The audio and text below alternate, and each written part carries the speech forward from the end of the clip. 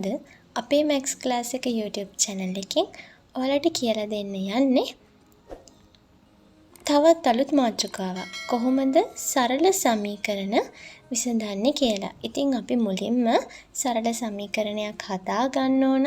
ඒ සරල සමීකරණය විසඳන්න යන්න කලින්. ඒ වගේම මතක් කරනවා ඔයාලා මතක තියාගන්න O level ළමයින්ටත් සරල සමීකරණ ගොඩනගන්න දැනුමක් තියෙන්න ඕන.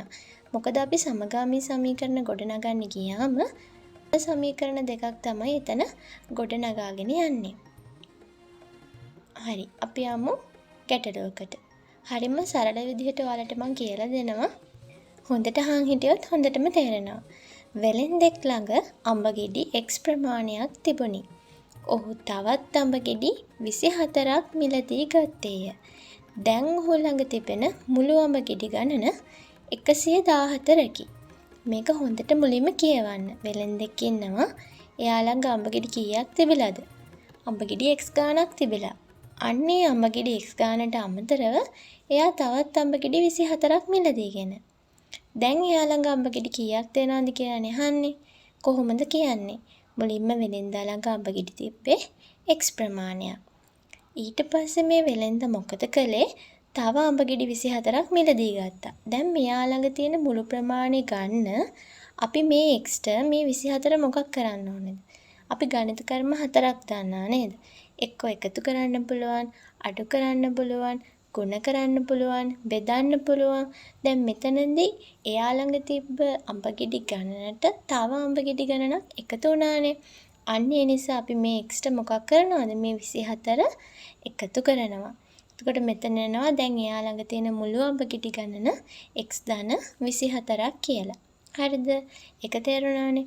දැන් හැබැයි අපිට ගාණි කියනවා මේ විදිහට Xට 24ක් එකතු වුණාම එයා ළඟ තියෙන මුළු අඹ ගෙඩි ගණන 114ක් වෙනවලු.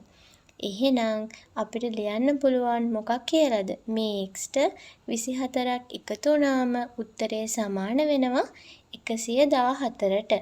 ඒ කියන්නේ X ධන 24 සමානයි 114 කියන සරල සමීකරණය අපිට ගන්න පුළුවන් වෙනවා. ඒ ගාන තේරුණාද? හරි. අපි යමු තව ගානකට. දැන් මෙතන කියනවා පාන් ගෙඩියක මිල රුපියල් 4කින් අඩු විය. එවිට පාන් ගෙඩියක නව මිල රුපියල් 50ක් විය.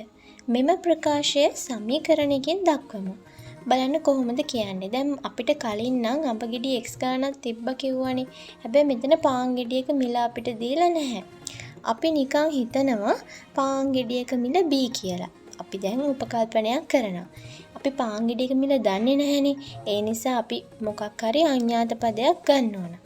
අපි ඒ ගත්ත අඥාත පදය තමයි B. පාන් ගෙඩියක මිල රුපියල් B. දැන් මේ පාන් ගෙඩියේ නව මිල ගන්නකොට ඒක එන්නේ අර කලින් තිබ්බ පාන් ගෙඩියෙන් රුපියල් 4ක් අඩු වෙලානේ.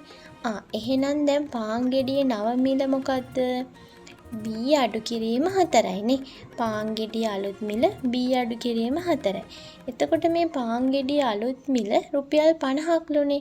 එහෙනම් ඔයාලට තේරෙනව නේද මේ B අඩු කිරීම 4 කාටද සමාන වෙන්නේ? මේ 50ට. හරිම ලේසියෙන් මේ සමීකරණ විසඳන්න පුළුවන්. B ඍණ 4 සමානයි 50යි. ඉතින් මෙන්න මේ විදිහට සරල සමීකරණ ඔයාලට පහසුවෙන්ම විසඳ ගන්න පුළුවන් වෙනවා. අපි ඉදිරියේදී තවත් සමීකරණ ගොඩනගලා සමීකරණ විසඳීම ගැන ඉගෙන ගමු.